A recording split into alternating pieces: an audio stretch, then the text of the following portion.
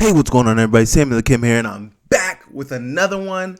Appreciate you guys for tapping in. Hit the subscribe button right now. Hit the like button right now. Thank you guys for tapping in. I got a great video for you guys today. We're going to be talking about Texas QB Arch Manning not opting in to ESPN's new NCAA 25 football game. We'll talk about that. We're going to talk about Alabama football already adjusting to the new helmet communication and their spring ball practices, trying to get used to that. We will talk about that. We're going to speak about Coach Houck and Coach Tim Houck and Coach Roger Cooper becoming the defensive coordinator, co-defensive coordinators at Montana. We'll speak a little bit about that. We'll speak about Nick Saban and the comments he made pertaining to why he retired and why the game had changed. I think that's very interesting. I think there's going to be a lot of topics about that, a lot of things to say about that. National College Football Sport Awards Association is not opting into the football game, the NCAA football game, so that means their awards will not be on the game. Interesting topic there. We're also going to speak about the new in-season tournament that's going to be taking place, I believe, in August.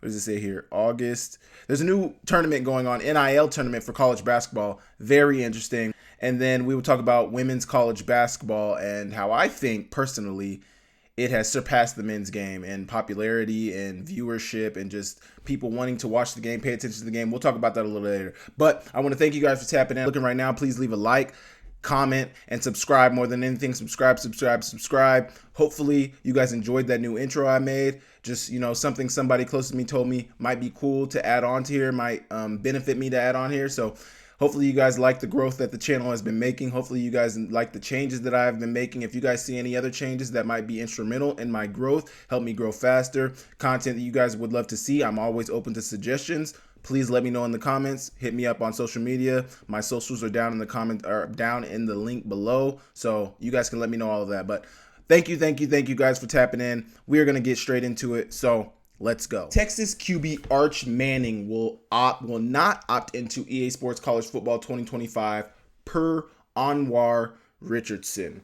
So according to Anwar Richardson, Manning's move to not opt into the game is so he can focus on football on the field. And I hear that, and I think, that's a fair point. He's a backup. He's trying to get on the field, trying to play. He's Peyton and Eli Manning's nephew, so obviously he's got a name, and obviously his worth to the game is much more than $600. That's what I think it came down to, but I also think it can't, his worth can be more than $600 on the game, but you're a backup. So, and we all know he could probably start at a bunch of other universities in college, but where he's at right now, behind Quinn Ewers, you're the backup. You have that Manning name, but I don't know. He says he's not opting into the game because of the $600 because of he wants to focus on football. But my question is he really doing that because of football, or is he doing that because he knows he probably can't get any? I mean, I don't know. He's the Manning. He probably could get more money on the game, and he probably could get more than $600. But I think this relates back to what I've been talking about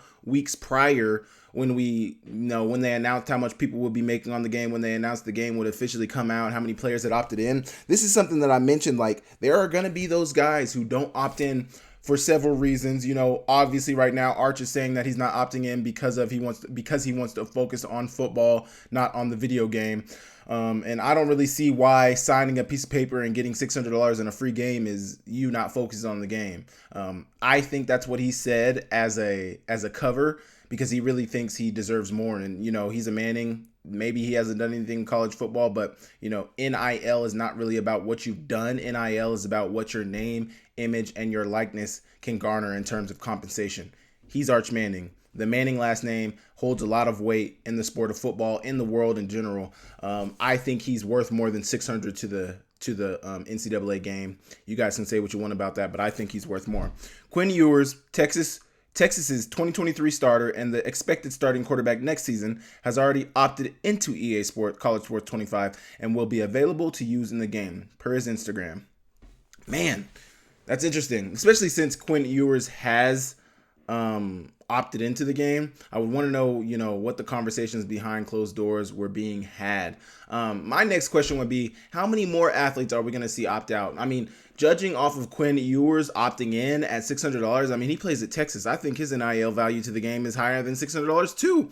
And to see that he's already opted in, I mean, we all know he's probably getting much more not probably. He's definitely getting much more NIL money outside of, what the game would bring him. So he's probably not hurting at all. And but I mean, I don't know. I feel like people are always trying to get what they're worth, no matter what it is, no matter how much they're making. I'm not making that from you. So Quinn Ewers, he's making all this money in NIL, probably from the collective, probably from local businesses in the Austin area, in Texas. Yeah, they're paying me. That's cool. But EA Sports, you're not paying me. So, I mean, I don't know. I think if I was in Quinn Ewers' position, I don't know, because I've said previously on here that if I was in their position, I probably would just sign up. Obviously, I played it at FCS school, so I wouldn't have that opportunity if it was, presented to us then either, because I was an FCS guy. So I don't know. I don't know what I would do, but really good for them. Really good for, well, not really good for them. Really good for Quinn. Really good that he's opted in. I would like to know why. I would really like somebody to sit down with Arch Manning and really ask him, why didn't you opt in? Because obviously you said you wanted to focus on football, but signing a DocuSign is not focusing on the game. That takes about a minute of your time, 2 minutes of your time to pull up the DocuSign, sign your name on the dotted line, and that's it. I mean, that's all you have to do. I don't really know what the whole process is, but I'm sure it's something like that. You fill out a form, name, information, all that, so that they can send you the game, so that they can send you your money, but it's no more than 10, 20 minutes it should probably take. And he's saying that's going to distract him from the game. I get it, but, I think he's got some PR people telling him what to say and how to say it so that it doesn't get misconstrued. Alabama football adjusting to new coach-to-player helmet communication system. This is very interesting. On Friday, the NCAA Football Rules Committee unveiled proposed optimal technology rules for the upcoming 2024 season, featuring coach-to-player communications facilitated through the helmet of a designated player on the field. The suggested change is currently awaiting approval from the NCAA Playing Rules Oversight Panel and is set to deliberate on football proposals on April 18th. So this is a rule that many people, we talked about this last week, they're introducing helmet communications, 2-minute warnings, and tablets on the sidelines in FBS college football. This is not FCS college football. I'm sure eventually it will be in FCS college football, but my thing is, I think funding would become an issue, and people having availability to all these services at the FCS level would become an issue. I would be interested to know when and how soon they intend to put it in FCS football. But right now we're talking about FBS football. This is something that's looking to go into effect probably this new football season. So it'll be a new change that everybody wants to see what's going on. The new communication system would be applicable to games involving all FBS teams, offering each school the choice to implement this innovation. The identified player responsible for communication with the coach would be distinguished by a green dot located on the back midline of their helmet. So this is very similar to how they do it in all professional football. I know in the USFL we had the green dot. I know in the NFL they utilize the green dot. But that's just signaling to the other team and to the coaches, and I think to the officials and everybody who has the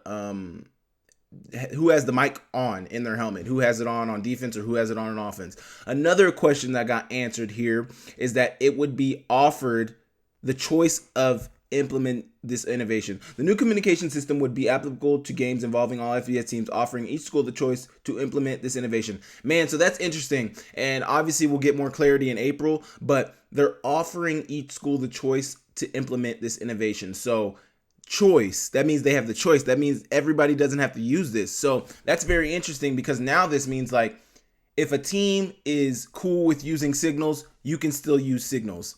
If a team is cool with using, the helmet communication, you can use the helmet communication, but it doesn't have to be one or the other. You don't have to, like, if one team is using the helmet communication, you also have to use the communication. That's what I'm hearing, and that's what I'm reading from it saying choice. You don't have to, you have a choice to use these. I would like to know if it's still the same for the tablet implementation. Like, you can use the tablet, you don't have to use the tablet. One thing that the reason I have these questions is because I heard something in college where, we had heated seats at Montana. We had heated seats, and people used to always tell us that, like, if we have the heated seats, we have to make it like the other team also has to have the ability to have heated seats. Like, it can't just be a one-sided thing. And I would like to know if it's the same thing for these new innovations, new helmet innovation, new tablet innovation. Obviously, these aren't innovations worldwide, but these are innovations within the college game.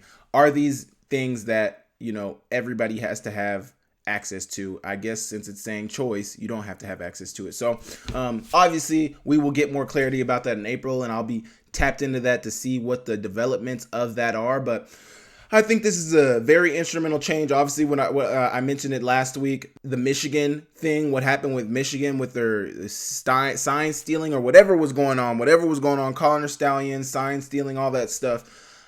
This is probably something that was sparked off of that. I think signals, it's very easy. I don't think it's very hard to steal signals. I just think you have to try. You have to put in the effort to steal signals, and that's more legwork, more coaches work, more film work, more study, all that. It adds to your week. But, I think if you have a system of doing it, you're able to do it. But I think we're seeing a lot of changes in college football. We're seeing the 12-team playoff format be introduced. We're seeing potentially in 2024 helmet communication, using tablets on the sidelines, 2-minute warnings, new conference alignment. I mean, the game of college football is changing before our very eyes, and if you're not keeping up, you're going to get lost. So very instrumental changes going on in the college game. I think it's going to be exciting. I think it's only going to make the game better. Just judging off the changes I've seen in the last 3 years, besides the transfer portal and how it's regulated these days, I think all the changes that have been made in college football have been, for the better.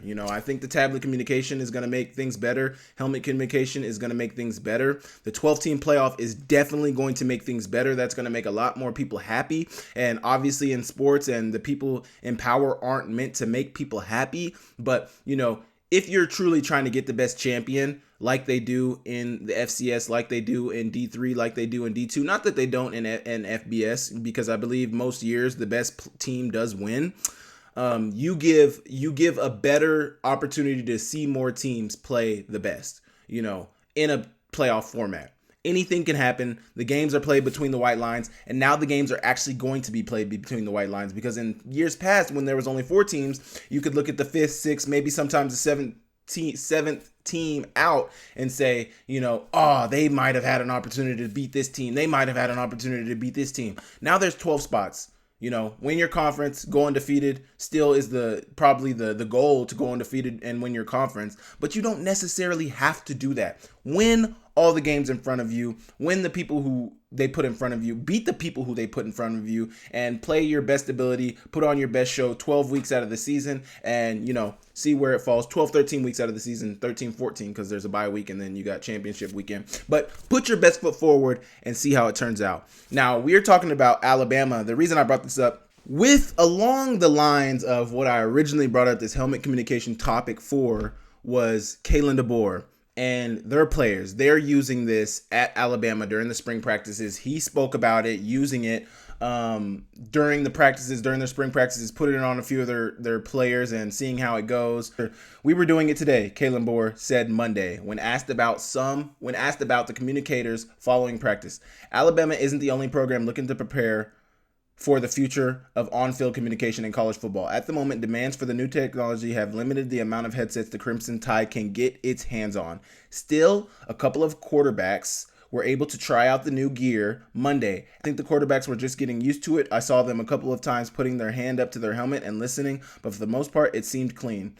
Man, the push for helmet communicators amplified following Michigan's sign-stealing scandal last season. In the past, staffers had to relay signals and calls through cards on the sidelines, while those could be scouted and stolen by opponents. The new technology figures to eliminate that form of foul play, which I agree with. It does look to eliminate that form of foul play. That's interesting that Alabama players are already testing it out. They're already getting the technology. I'm sure there's a bunch of schools that are looking to get this technology now. That's why it's hard to get.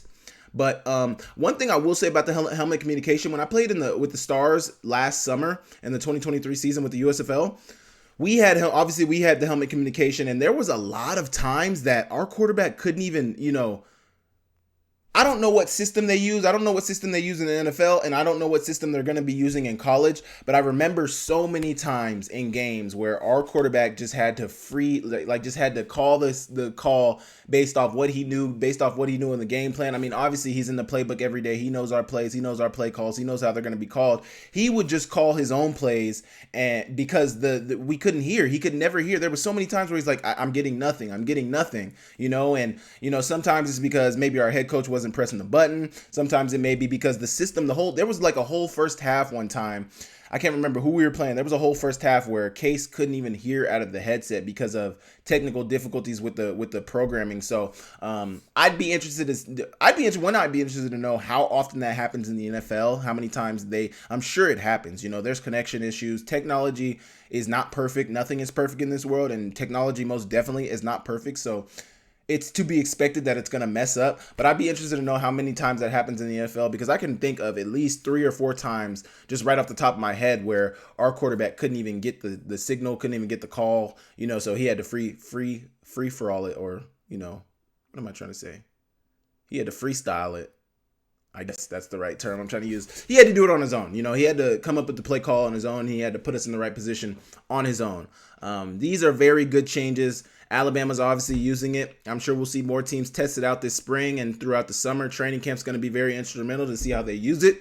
But you guys let me know what you guys think about Hammond communication. Obviously, I talked about this last week, so we don't have to go super down it. I just thought it was very interesting that Alabama was already testing this technology out, and it just got announced that this was even going to be It just got announced that this was even going to be a thing like a week or two ago, that it was even on the table. The rules committee was going to be discussing it, but leave it up to Alabama to be ahead of the curve per usual. We are talking about Montana football news. Big news in Montana football. They just lost their DC a couple of weeks ago. Coach Bradford went to Miami to become a special teams assistant. Congrats to him. He had an amazing season as the defensive coordinator of Montana. He deserves to move up.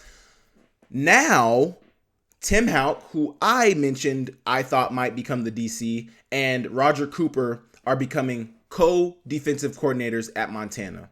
So on Tuesday, Houck announced that linebackers coach Roger Cooper and defensive analyst Tim Houck have been promoted to serve as co-defensive coordinators.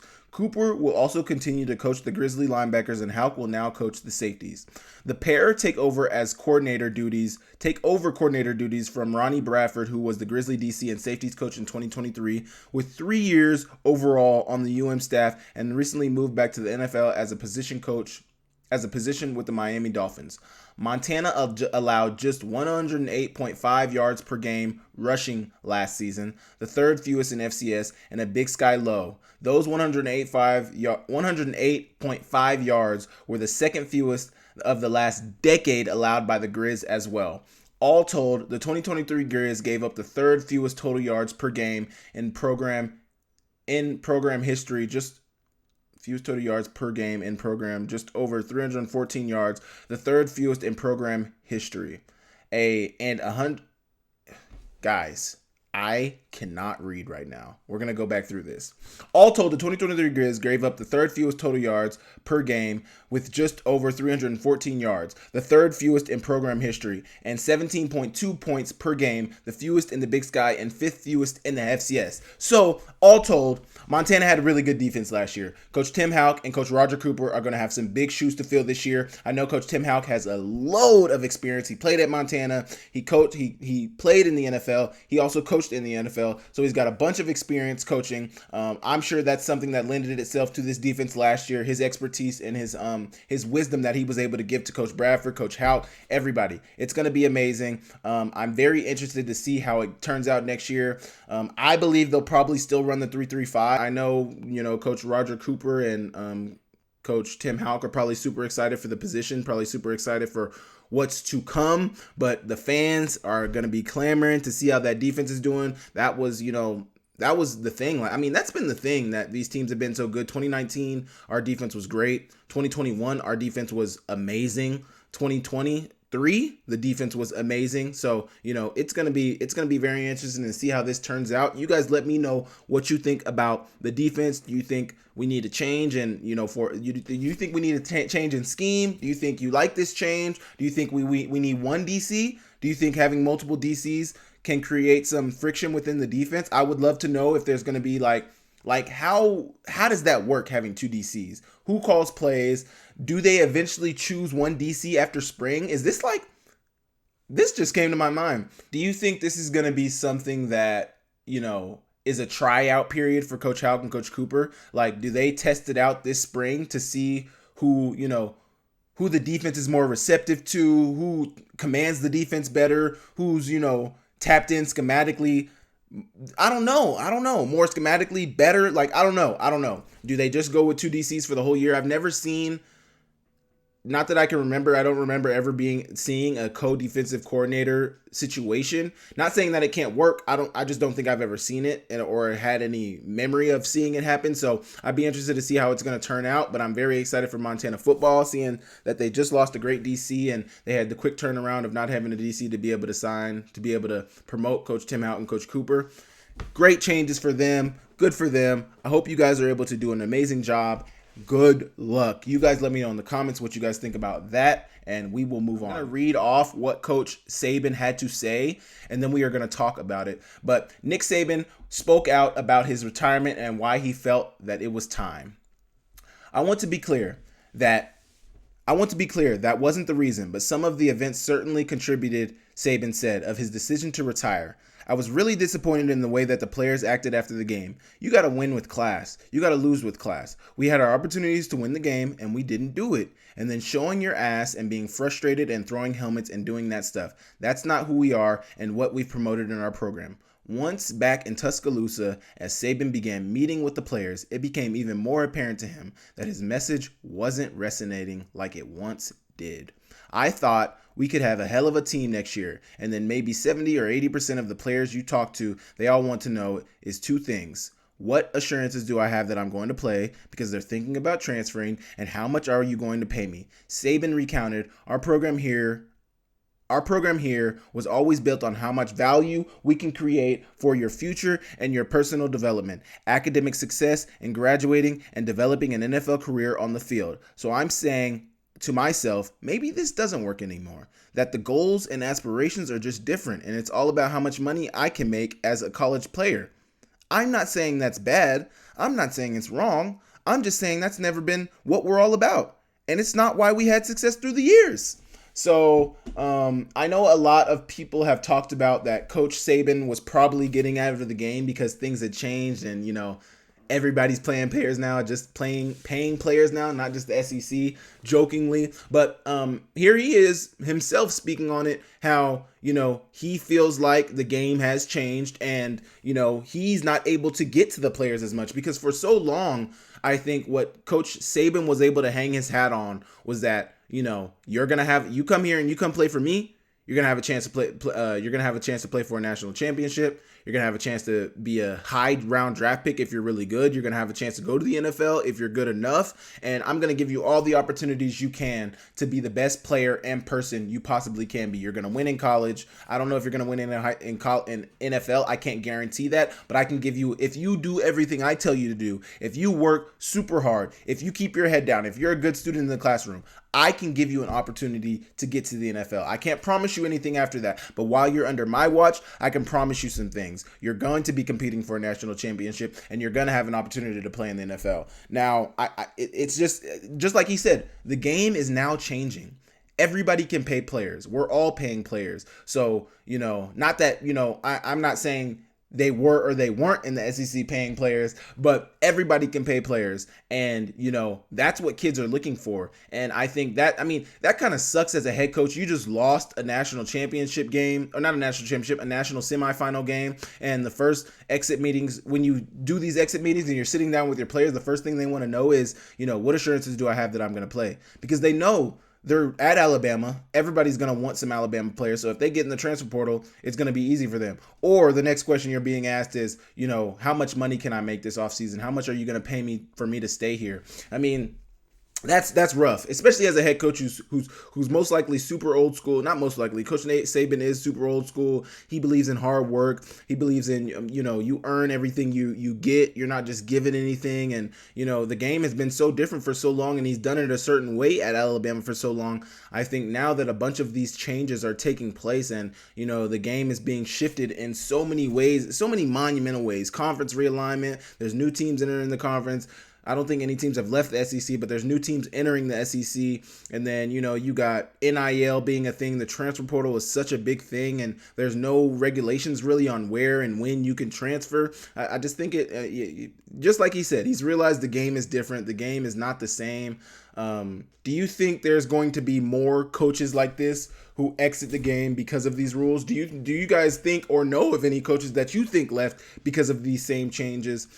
I can't think of any off the top of my head. Obviously, Saban is the first one that comes to my mind, but I think personally, talking to my Montana fans out there, I don't think Coach Houck is very fond. I mean, he's stated it, so I don't have to think. I don't have to speculate. He stated that, he's not a super big fan of the NIL and what it's doing and what it's going to do to college football. I could see Coach Houck having the same mindset as Coach Saban about, the college game and NIL and the transfer portal and people wanting money, because Coach Houck is an old school guy too. Hard work, grit, grind. We're going to be the most physical team. We're going to be the most dominant team. We're going to dominate our opponent every play. And that's what he's hung his hat on. So now that things have changed and the playing field is way different, I think that's a reason why we could see the exodus of a lot of coaches, a lot of old school coaches who believe in certain ways and aren't able to change. Not that Coach Nick Saban is not able to change, because he won a national championship in 2020. I think he still has the blueprint I think he still has some of the blueprint. Coach Saban, I think, still has the blueprint of how to be successful on the field.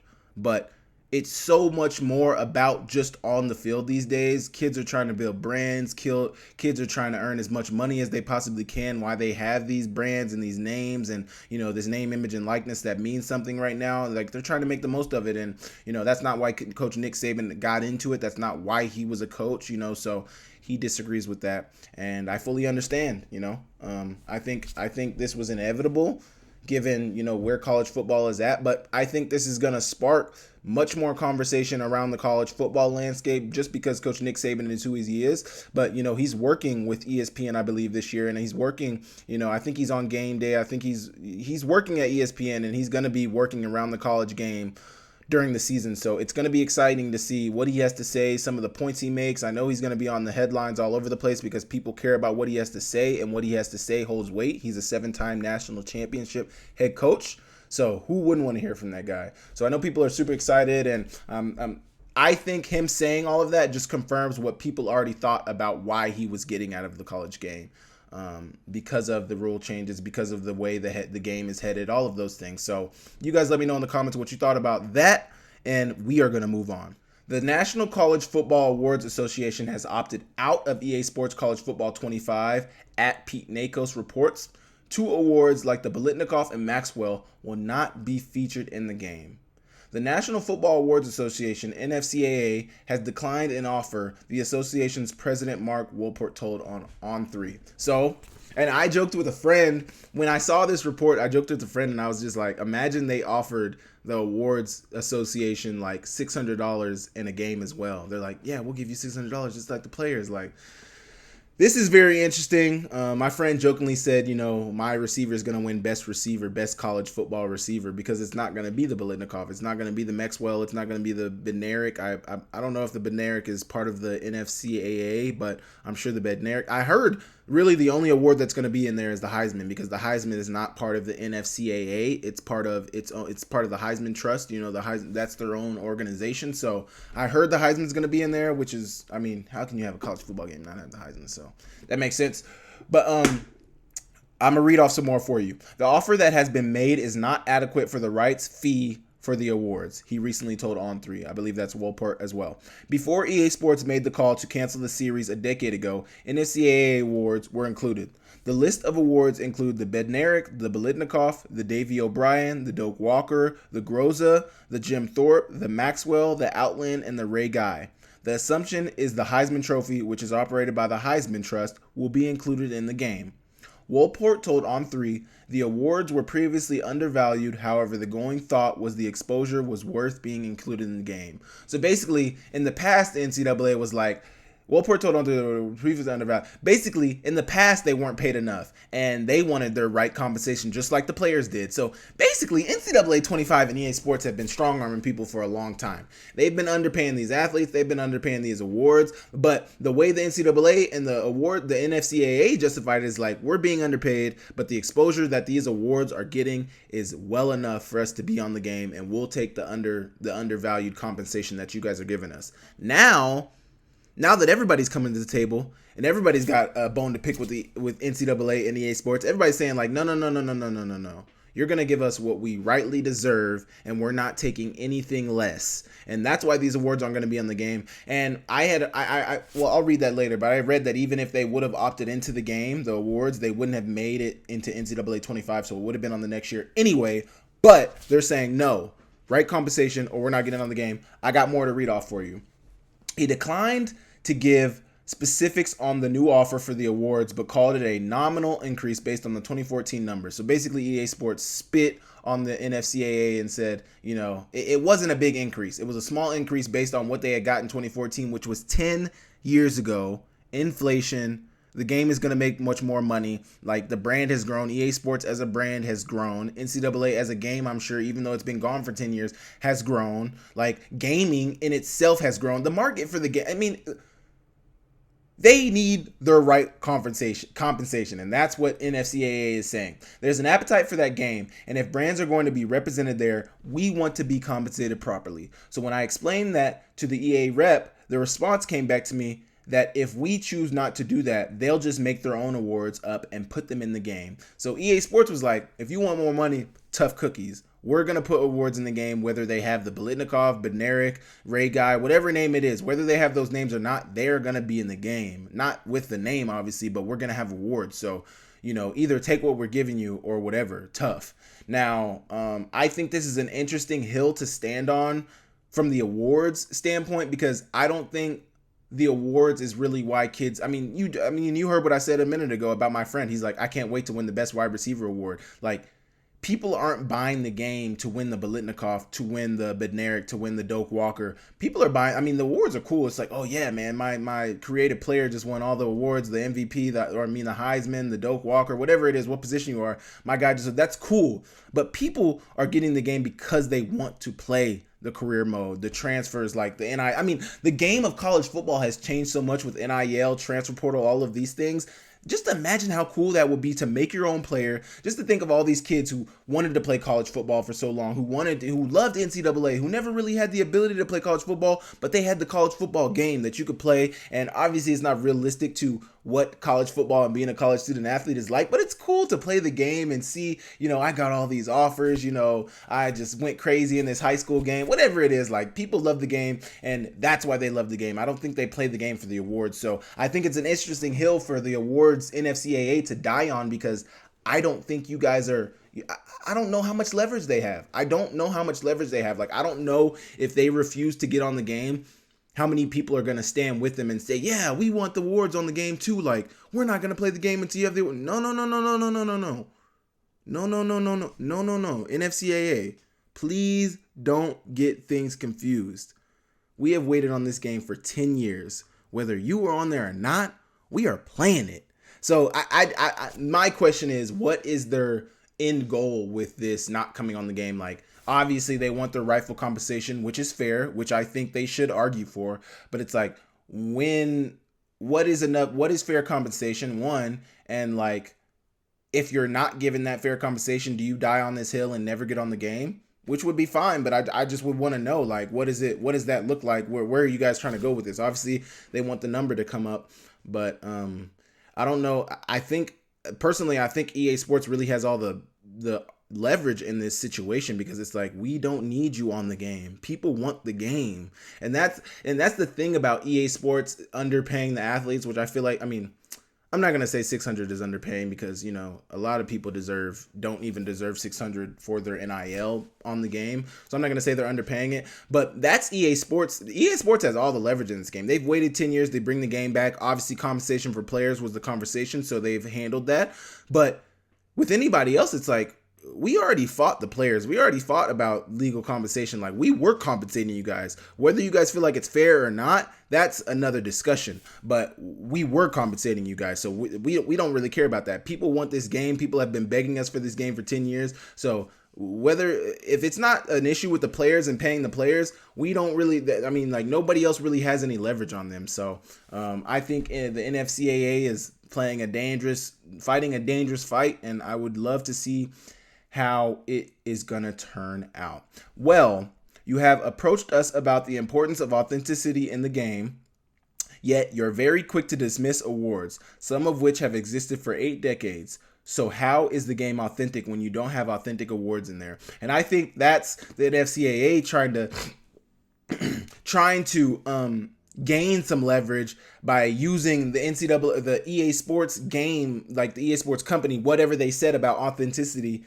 They're using that against them. They're trying to use that against them to gain some leverage. You guys said you want authenticity in the game, but you're not having the awards, the NCAA awards in the game that would lend itself to your authenticity. Like, you're saying this game is authentic, but it can't be authentic if you don't have the authentic college football awards in the game. So if you truly believe that this game is authentic and you guys are creating the most authentic college football game, you must add the awards in the game to make it authentic. And in doing that, you must compensate us fairly in order to put the awards on the game. So it's a big business battle. It's about money at the end of the day. That's what business is, and that's what this EA Sports people see how much money this EA Sports game is going to make just because of people know how many people are clamoring to get the game. So they know it's going to be a lot of money turning hands, changing hands, and people want to be a part of it. And in being a part of it, people want to be a part of it being compensated properly. So Wellport told on 3 that EA representatives said that even if the NCAA opted in, the awards would not be integrated in time for this summer's release. So I told you guys that earlier. It's really no different than what is going on with the players and their compensation. We have a number that we feel is very fair number for EA. He said, to be frank with you, what our ask was that a level that would be rounding level to a game that was going very... To be frank with you, what our ask was at a level that would be rounding level to a game that was going very likely to sell millions of copies at a $70 sale price point. There was definitely margin to pay the right fees that we should be able to ask for that.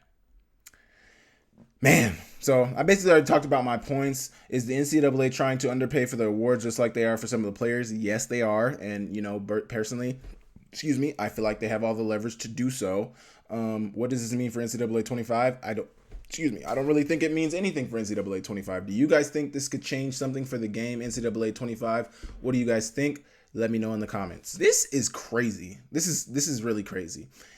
New in-season men's college basketball tournament to offer $2 million in NIL deals. So there's going to be the 8-team event expanding to 16 teams in 2025 will pay out $1 million to each team and another $1 million to the winner.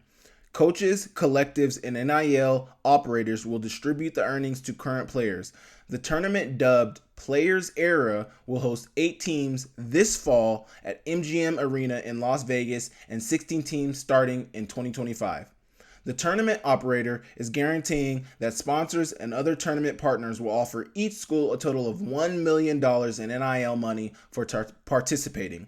That money will be funneled to collectives, boosters, or other NIL entities, and the coaches and teams will be able to distribute that money however they see fit. As long as the money goes to current players, the winning team will be eligible to earn another $1 million to be distributed in the same way. According to sources with knowledge of the situation, tournament organizers are in discussions with Alabama, Duke, FAU, Houston, Kansas, Oregon, San Diego State, St. John's, Syracuse, and Virginia to participate. Each team will also receive free travel, lodging, and meals during the event. Oh, well, this definitely seems like an invitational type thing. I wonder what the criteria in order to be, invited or chosen for this event will be, but this is very interesting. NIL deal, NIL money on the line. I wonder what sparked. I mean, obviously, NIL money is part of the reasoning for this tournament, to pay the players more, to pay the coaches more. I think it'll add a level of competition to. I mean, it'll be very competitive, I'm sure, because there's money on the line. But I want to know what the viewership is going to be like. How many people are interested in seeing this? I mean, I would be interested in seeing a women's tournament.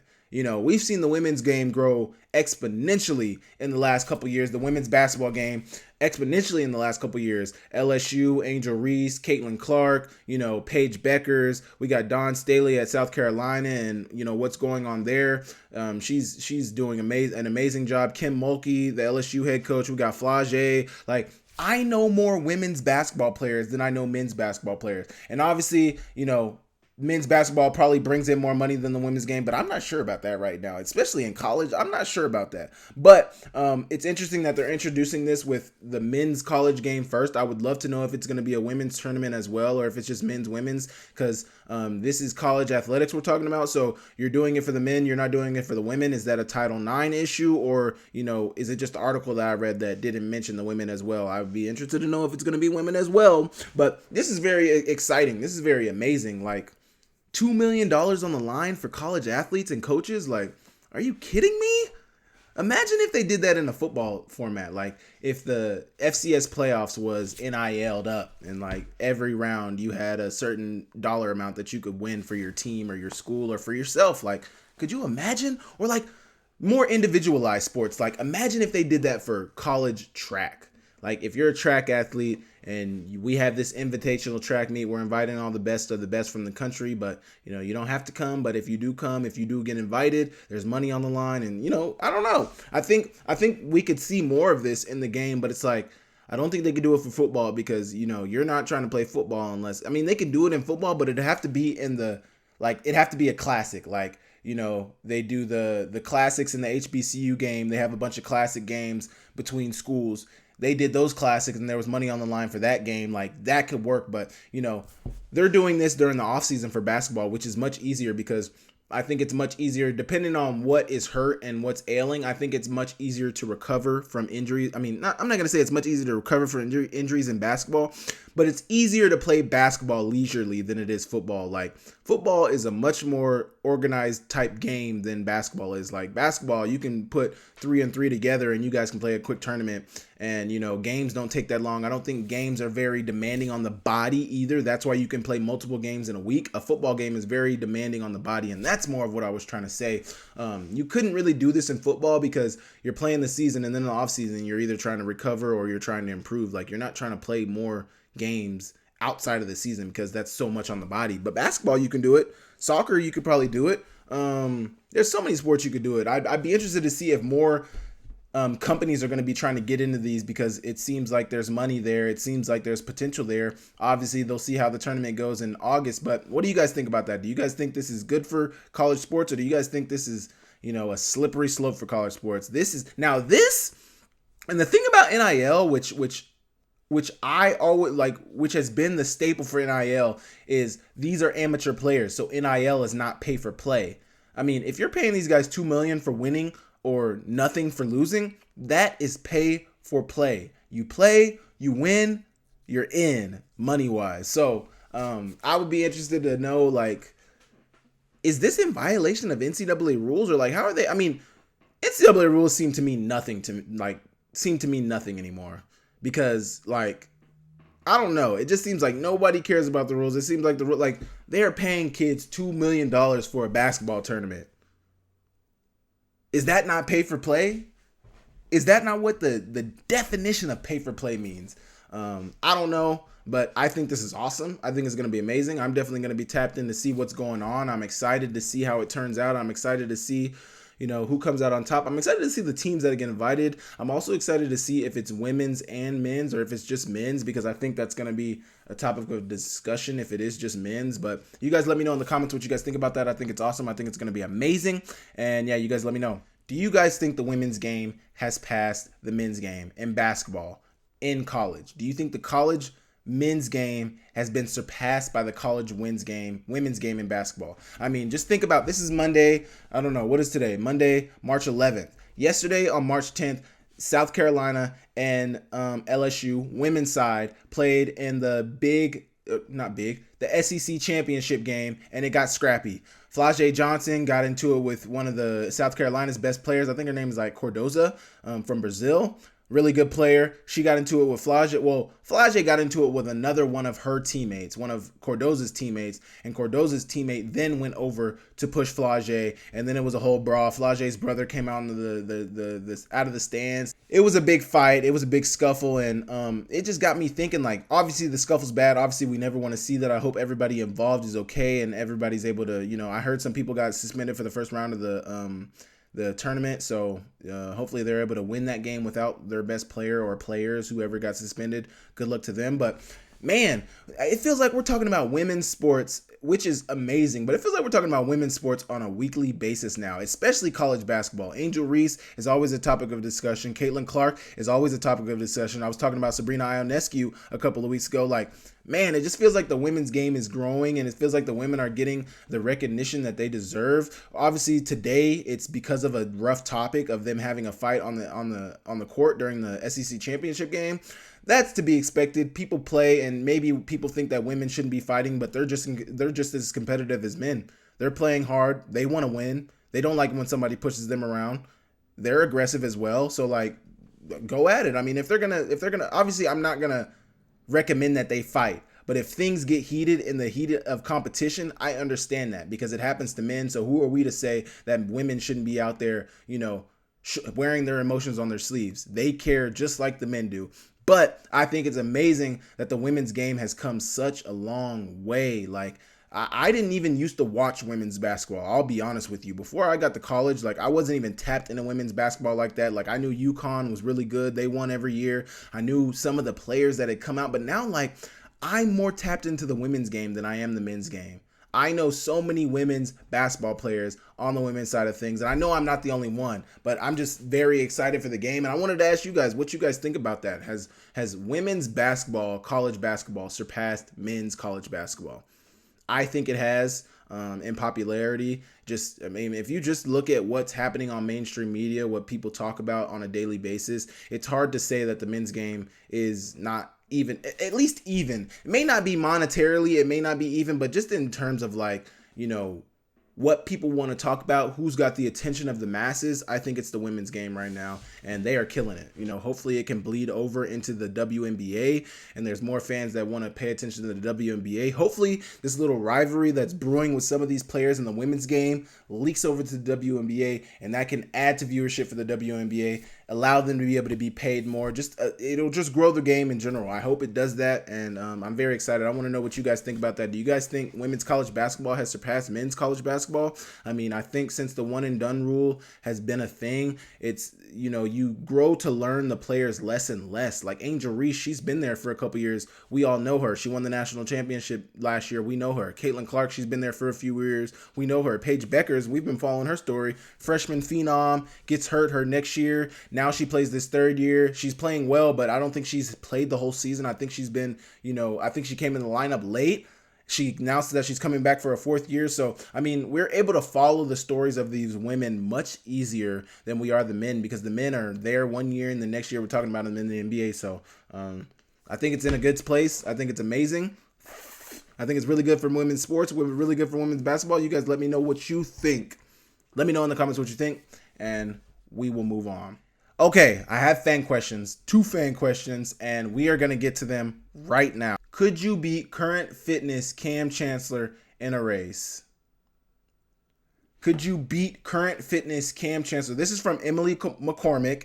Emily with an IE, not Emily with a Y. McCormick said, could you beat current fitness Cam Chancellor in a race? Well, first off, Emily, can you beat current fitness Cam Chancellor in a race? I don't know if you meant to word it the way you did, but I can't really understand what you're trying. I mean, I get what you're trying to say. Yes, I could beat Cam Chancellor in a race. I think I could beat Cam Chancellor in a race.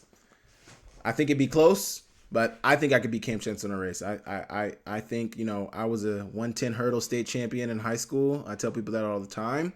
It was in Oklahoma. Yes. There might not be the fastest people in Oklahoma. Texas is right there. They're probably faster in Texas. They might be faster in California, but who knows? The podium went 1 through 6. Who was in that one spot? Me. Sorry, I'm not talking to you guys. I'm just talking in general because my friends always try to hate on me because I won in Oklahoma, but I might not have so get this. I won the 110 meter hurdles in high school with a 14.38, I believe was my time at the state meet in the finals. I won that. My friend Malik, who's from like the IE area in California, he's from Fontana. No, he's from San Bernardino. Anyway, he was, I think, like 4th or 5th his senior year in hurdles, and he ran a 13.9 from California. Now, mind you, I just told you I won with a 14.3 in Oklahoma, and Malik was like 4th or 5th in California with a 13.9. Like, if that just doesn't speak to the speed of the states, but also I might have been like, I always tell them I only ran as fast as the people next to me were running. Because I never lost a race my senior year, and I'm not trying to toot my own horn. It was very easy for me. I never lost a race my senior year in the hurdles. And I always tell people I was just running as fast as the people next to me were running. You know, how do you make somebody run faster? Put somebody faster next to them. That'll make them run faster. I'm sure if I had Malik running next to me, I would have ran a 13.9 too. But we may never know. We may never know. But Cam Chancellor? I'm betting on myself, Emily. Yes, I can beat Cam Chancellor in a race. I would love to race Cam Chancellor. I may never meet him, but I think I could beat him in a race. And that's just how I feel about that. You guys let me know in the comments what you guys think about that. If you think I'm blowing smoke, say that. If you think I can, if you believe in me, say that. This question is from Tim Ketron Jr. He says, do you think IOT will be the starter? Kid looks good and can definitely be a benefit starting someone young in the program instead of a 2-year cycles of guys not built with the class. Do you think IOT will be the starter? I do. I've said this on multiple occasions. I think IOT will be the starter. I think IOT should be the starter. I think he's going to have some growing pains, which is to be expected. He's a young guy. He was a freshman last year. He played little. I think he looked decent when he played. I think he looked good. I think he showed that he has potential last year. And this year it's going to be, show us what you got. I have heard from people close that they think he's going to be the starter as well. People around the situation think that IOT is going to be the starter as well, but I don't know anything for sure. Nothing's definitive. Obviously, there's going to be practices during the spring here, and you're going to see the spring game. I'm sure two or three quarterbacks are going to play during the spring game. Summer, they have PRPs. They got all that going on in the summer. Then fall, training camp is going to be really where it's most likely decided, but spring is going to hold a lot of weight in that as well. So these guys have to ball out in spring. I think IOT could be the starter, and I think he will benefit if he does start from starting so young. I agree with you. That is a benefit, starting a guy young instead of bringing somebody else in who's not with the guys in his class, who's not been in the program for a few years. I think you can benefit from bringing somebody in young, especially a legacy whose dad has probably talked about the Grizz his whole life, who he's seen the Grizz his whole life. Like everything in his life is probably somewhat he's known about the Grizz and been involved with the Grizz. So I think this is only going to benefit him if he's able to start, if he's able to win the job. But, it's going to be very interesting. But I think he will be the starter. Personally, I think he will be the starter. I think he's built for it. And I think he's only going to do it. And I don't think it's going to be anything but growth and success for him this season if he does start. So good luck to him. Thank you for your question, Tim Ketron Jr. Thank you so much. I appreciate you for asking your question. Hopefully that answers it for you. But yes. Okay, guys, a little bit shorter video today. Well, really around an hour, so not much shorter, but I thank you guys for tapping in. If there's anything you guys want me to address going forward, please let me know. Any breakdowns you guys want me to do, let me know in the comments. I thank you guys so much for tapping in. I appreciate all the love and support. Tell somebody to subscribe to my channel. Send the link to my channel to somebody you know. Tell them, hey, you would love this channel. You would love to tap into Sammy's content. Let them know about me. Get my subscribers up. I appreciate you guys so much for tapping into my channel, and I will catch you guys next week.